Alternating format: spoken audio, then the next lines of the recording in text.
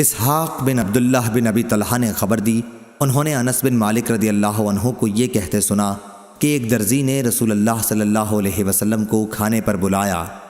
انس بن مالک رضی اللہ عنہ نے کہا کہ میں بھی اس دعوت میں رسول اللہ صلی اللہ علیہ وسلم کے ساتھ گیا۔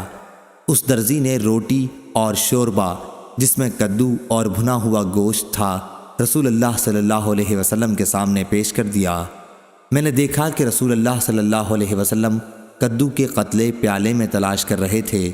اسی دن سے میں بھی برابر کدو کو پسند کرتا ہوں۔ صحیح بخاری حدیث نمبر 2092۔